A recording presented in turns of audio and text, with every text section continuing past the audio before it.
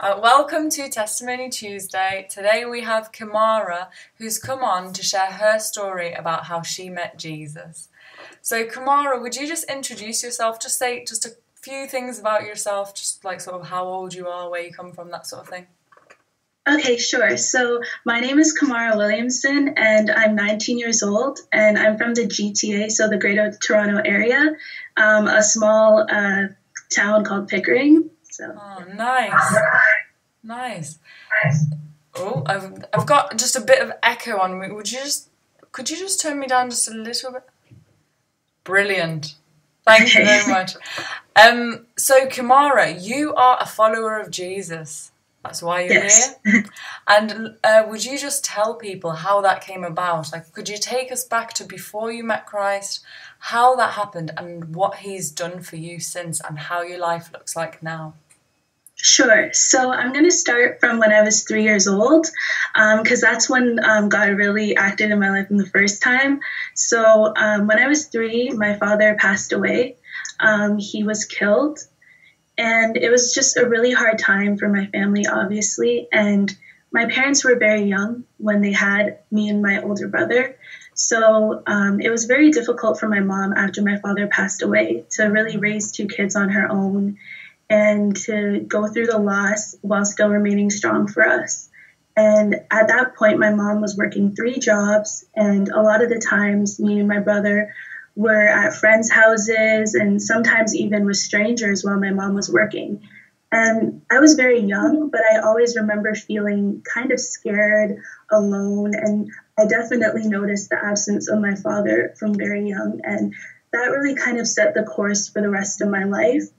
I grew up with this like anger and just this like sadness and wondering why something like that could happen to me. And my family is Christian, so like I knew about God growing up, and I would go to church as a tradition, like on Christmas and Easter and stuff like that. But it wasn't really, I didn't have a faith of my own yet. It was just going with my family's faith. But as I grew older, I went to a Christian kindergarten where I would go to the sanctuary every Friday and I would learn about God.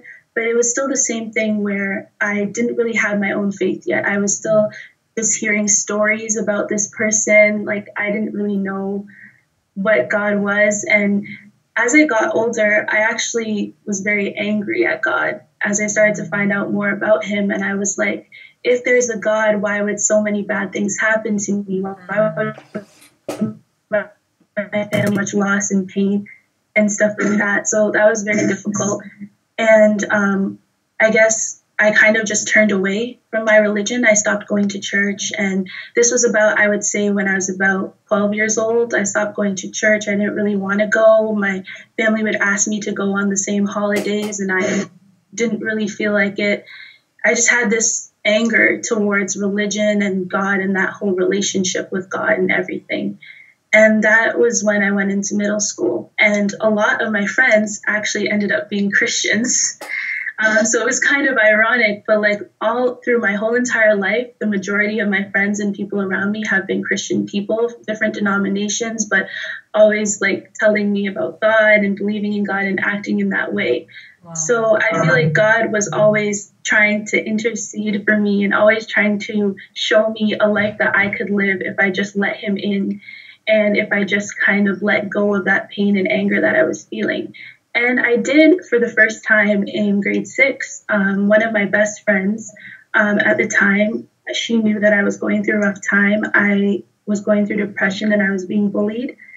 And she invited me actually to go to her church. And I was hesitant at first because I was like, I've prayed and things haven't changed. I've asked people to pray for me and things haven't changed. And at that time, I wasn't really scripture-based, so I didn't really know what the Bible said about me and about how much God loves me and how special that I was to God. So I only really knew about prayer as an active way to communicate with God. And I was like, I'm talking to him. It's not working. And she's like, please just come to my church. I promise something will happen. She said that she was called by God to do this. So I said, okay. So I went to her church, and I ended up going there for about a year afterwards, and I loved it there. And I always grew up feeling like I didn't have a family. I didn't really fit in anywhere. But when I went to her church, I got this like community, and they just welcomed me, and it just felt so amazing to be a part of something like that. And I started going to discipleship groups and Bible studies and singing worship songs and just pouring my heart out to the Lord. And I missed a part. Okay, so sorry. When my father passed away when I was 3, I actually ended up moving and living with my grandparents. So that was kind of like God's first act in my life. I didn't realize it at the time, but that was God's first act in my life. So my mom was struggling. My grandparents decided that they were going to come in and they were going to offer her support with raising me just for a little while, actually, so that she could just get back on her feet. And I actually ended up living with them until now. They raised me as their own. And so all the friends and the schools that I went to were because my grandparents were actually putting me in those places. So my life and journey like with God actually started with my grandparents. So I went to my friend's church, and I found this community, and it was great. But I still didn't feel like I was doing it for me. I was kind of doing it because my friend was inviting me. I didn't want to lose her as a friend. And I liked going to church, and I liked hearing the messages and doing everything, but it just felt like I was going through the motions. I didn't really feel that kind of relationship and that kind of drive to just like continue to live my life this way. So I actually stopped going to her church about like a year and a half after I started going. And that is when I went into high school. And so the beginning of high school, I was 13, grade 9. It was a very hard time because I stopped going to her church, and she made all these friends while I wasn't going to her church. And so when we both went into high school together, we kind of went our separate ways. So again, I was alone, and I felt scared again, and just kind of like I had no control over anything, and that I wasn't good enough. And I went into a really deep depression, and I was sad every day, and I was angry, and I was like, I'm trying very, very hard. I'm like doing everything I possibly can, but people keep leaving me. That was kind of a pattern that I had in my life, because even after I moved in and lived with my grandparents, I thought I would still see my mom. I thought I would still see my brother. I didn't see them for 3 years after I moved in with my grandparents. So it was like really difficult. It felt like I had my mom one day, I had my dad one day, and then the next day they were gone. And me and my brother were really close as well. So it was like I just had this pattern of people entering my life for a little while and leaving, and it was just really hard. And I wondered if there was something wrong with me, if there was a reason why, people kept leaving me. And that really lowered my self-esteem. And I went through grade 9, 10, all the way up into grade 11, pretty much on my own. Like I had friends here and there that I would talk to in my classes and everything, but I didn't really have any close unit. And that was difficult because I feel like I'm a type of person who likes like really close-knit relationships. I like to talk about my feelings. So for those few years of high school, I was keeping a lot in, and I was harboring a lot. And a lot of the time it would come out in anger against my grandparents. And so that ruined really our relationship. And it was just, everything just seemed to be crumbling. And it was one day where I even like considered like committing suicide. Like it got really bad to that point. And I remember I was in my room one night, and I had a bottle of pills, and I had poured them into my hand, and I was just about to take them. And my grandpa, he comes and he checks on me every night before I go to bed, make sure that I didn't leave my light on when I fell asleep. So he comes, he knocks on the door. He's like, Kimmy, are you asleep? And instantly I just throw the pills to the side, and I sit up, and I'm just like startled. And my grandpa comes in, he's like, it's time to go to bed. Like, it's really late. And I'm like, yeah, grandpa, I'm going to go to sleep. I'm going to go to sleep. And as soon as he left, I just sat on my bed and I sobbed, and I said, God, if you are real, please send me a sign that you're real. Please talk to me. Please let me know you're here with me in this moment. and I cried and I cried, and I feel like I really heard from God. And I just went on like a 30-minute long prayer, just praying over everything, I just kept praying and praying and praying and just hoping, because that's like really all I knew how to do. And that's really what I believe is the most effective thing. So I just prayed and I just prayed until I fell asleep. And then the next day, I actually walked into class, and this was in grade 11 at the time. And I walked into class and I saw a friend that I hadn't really like talked to in a while, but we went to elementary school together, middle school together, and then now we were in high school together. We were never really close, but I always wanted to talk to her more. And I don't know how it really happened, but we became super close. Like I walked into class that day and I sat next to her. I said, "Can I sit here?" She's like, "Sure." And we just talked that whole class.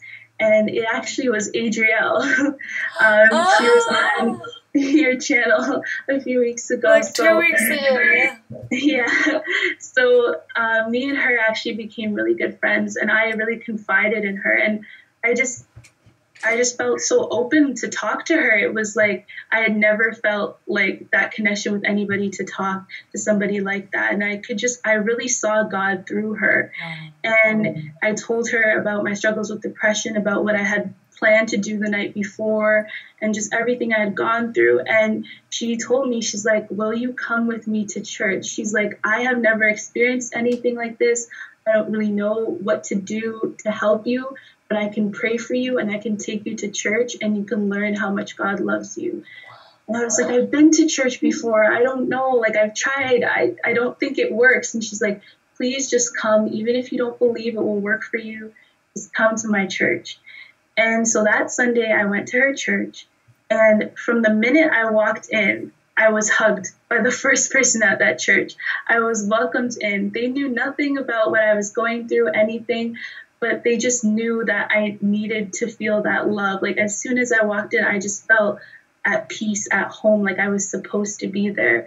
And through that whole service, like I connect with God a lot now through music, and through that whole worship segment of like that service, I was singing and I was actually meaning the words that I was singing, and I was feeling it, and it was just so powerful. And like at the end of that service, Adrielle's grandfather, who's a pastor at their church, he prayed for me, and he's like, God is telling me that you have been waiting to be accepted. You've been waiting to be loved. He's like, God has loved you from the minute you were born. He has been protecting you.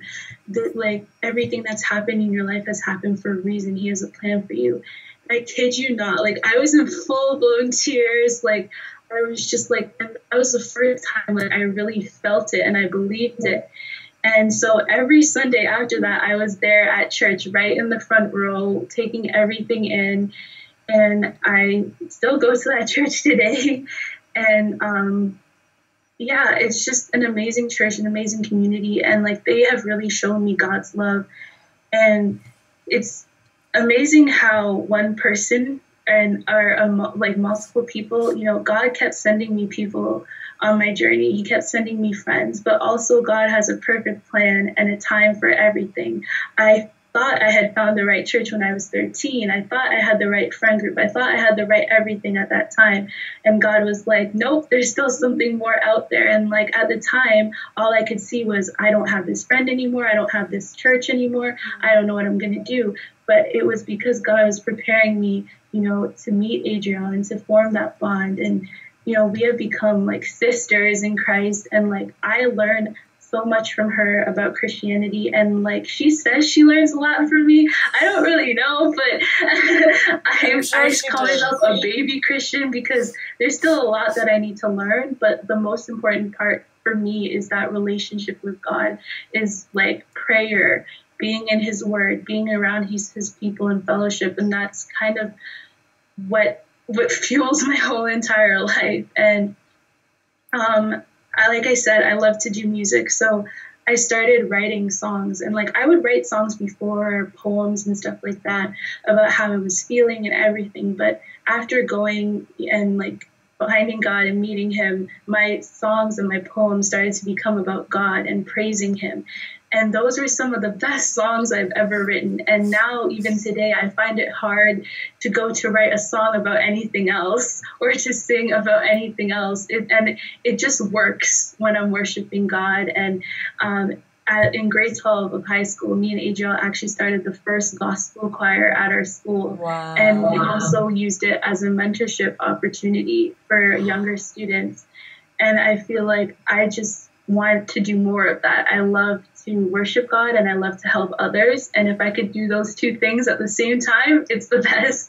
I love it. And grade 12 was better, obviously, because I had God and I had the support of Adriel, but it was still a tough year. Like, it was a stressful year with university applications, final exams, graduation, just really thinking about where am I supposed to go? What am I supposed to do?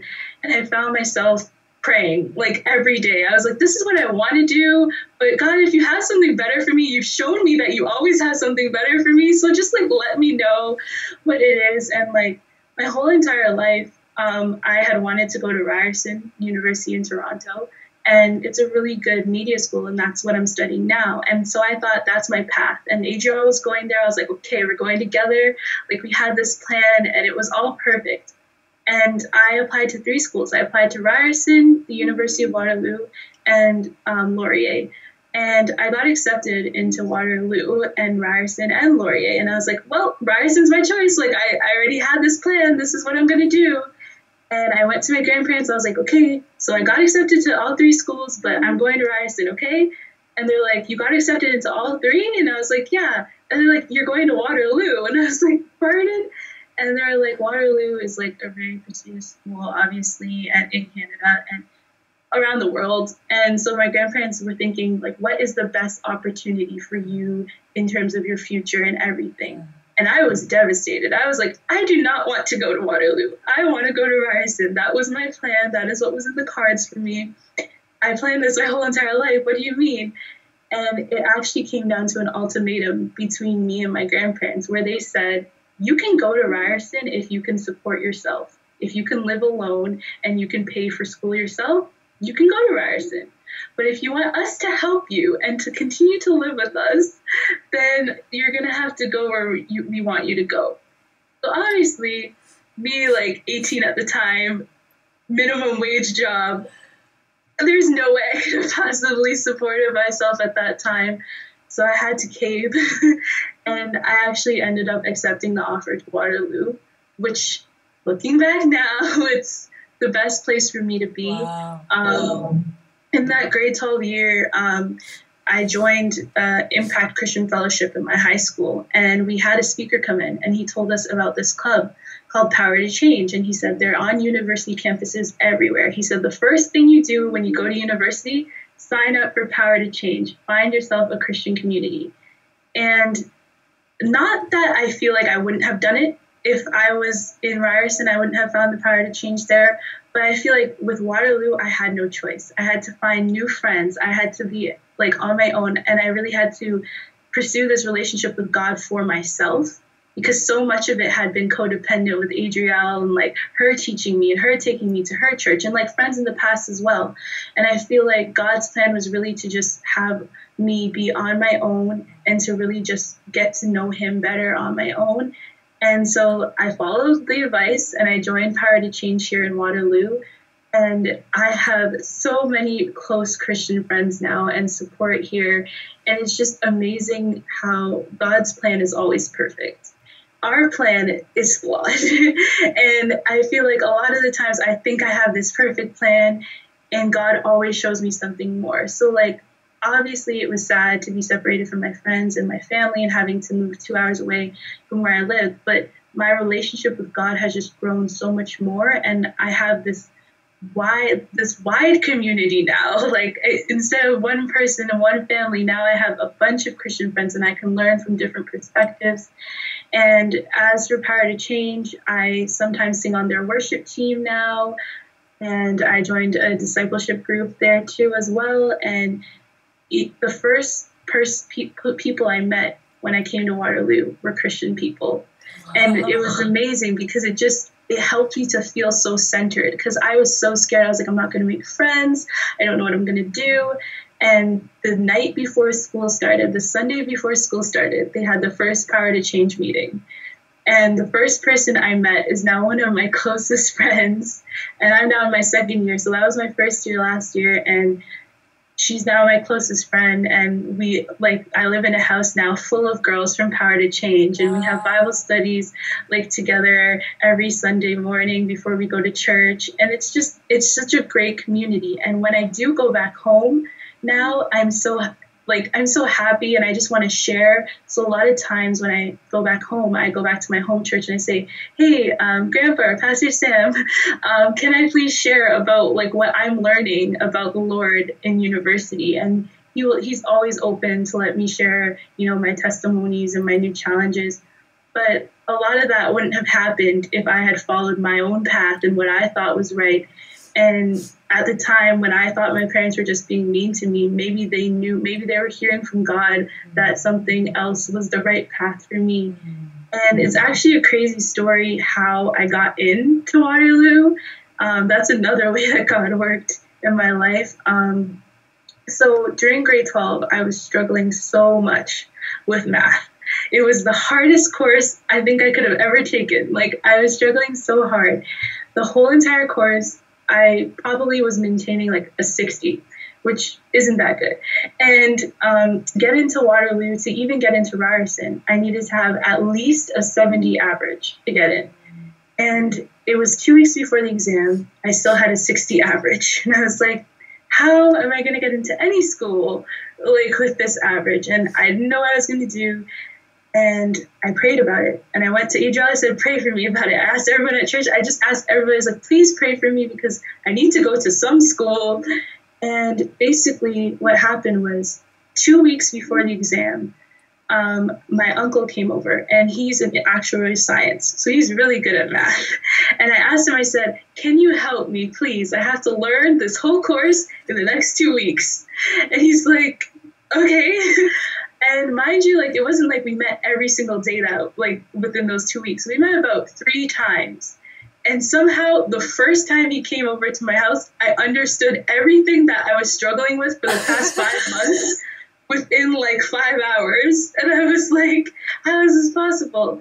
And the exam was worth, it was out of 100.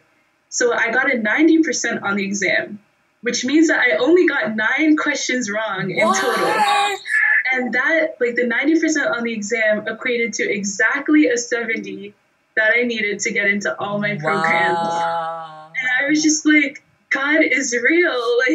Praise the Lord. I was so shocked when that happened. And it was just setting me up for the rest of my life, I believe. And just God just knows everything that's going to happen. And I had no sight of that happening at all, but God had the plan. And I feel that's just always been my life. I feel I'm always so in the situation that I can't see what's going to happen after. I'm always just focused on this moment, what's happening right now. And I feel God is always showing me that he's there. And sometimes I miss it. And then in retrospect, I'm like, oh, that was God.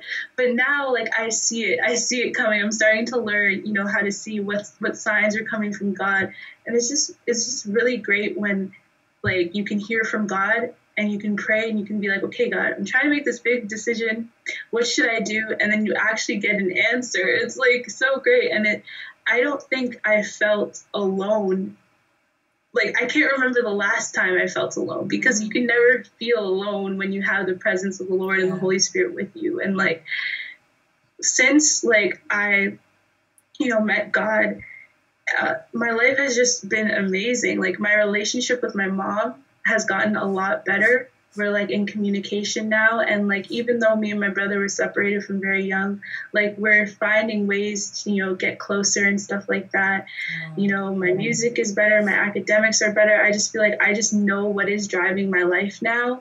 And I know that when I do have down moments, because they still happen, everybody has down moments, but I know that it's not forever. It's not going to last forever. And it's temporary, and it's not God who's doing that to me. So it's like, even when I'm sad, I will never turn to God and blame him anymore. And I feel like that is what I used to do, and that was what was taking away a lot of my blessings and a lot of my joy and happiness, was because I was turning away from what was good and essentially sinning against God, who was just trying to help me the whole entire time, even if I couldn't see it. And so I got baptized when I was 18, on my 18th birthday, on June the 18th. And it was always in my mind that whole entire year. I was like, I'm going to get baptized when I'm 18. I had thought about getting baptized at the first church I went to when I was 13. I was like, I'm not ready. Then when I started going to AJL's church when I was 16, I was like, maybe I'm ready now. But I feel like God was preparing me for when I was 18, because that's when I would really understand. And so I got baptized when I was 18 on my birthday. And on that day, I had a prophet. She was there. She actually helped baptize me. And after she prophesied over me, and she told me, she said, I know you have gone through a lot in your life. You have seen way too much for your age, and you have so much pain and resentment built up in you. I need you to let that go from today. And she said, you're going to be okay. She said, you're going to be okay. She said, stop worrying about yourself. Stop worrying about, if you're good enough or if you can do enough. She said, focus on helping others. She's like, your life is changing today. It is your job now to change other people's lives. And I never forget that. I never forget that. There was Pastor Margaret. I was like, I never forget what Pastor Margaret tells me. And every time I am down and every time I'm ready to give up on something, I remember I'm going to be okay. I have to see what I can do to help somebody else today. And I always try and do one little thing for somebody else. And that always just instantly just makes me feel better if I'm having a bad day. And I feel inherently in me, I've always cared for other people and had this empathy. But after really hearing from God and knowing, it's just grown and it's just amplified so much more. And I just want to share my story and help other people. And even in my future career, whatever it may be, I want to find a way to incorporate not only spreading of the gospel and the word, but also helping other people. And I started a YouTube channel, actually. It's still kind of a work in progress, but I'm trying to use what I'm learning in school, which is a lot of photography, videography, and stuff like that, to really just spread the message of love and light and of Christ, and just trying to inspire others. And even doing this Testimony Tuesday it's a lot for me. I used to be very, very nervous in front of people. Even I used to avoid singing in public because I would shake so much. And then I just feel like God just delivered me from that fear, delivered me from that anxiety. And I still get nervous sometimes, but I will never not do something if I know in my heart that I'm doing it for God and I'm doing it to help someone else. I will never not do it. And it's amazing how I just have that motivation that everything I do is for God. So there's no reason why I shouldn't do it, because if you do something for God, it's always going to turn out good in some way. And so that's what I always try and strive to do. I don't really know what else. Brilliant. We can link your YouTube channel below. Okay. Send me a link after this. I'll put it down. And, people can check it out. Yeah. Okay. All right. Awesome. Thank you. Wow. Thank you. That's brilliant. Your heart is just so lovely. Seriously. What a great testimony, honestly. And just the way that you shared your heart is just so beautiful. Yeah. Thank you for allowing me this opportunity. No, of course, yeah. Is there anything else that you want to share while you're here? I don't think so. I think I kind of said everything.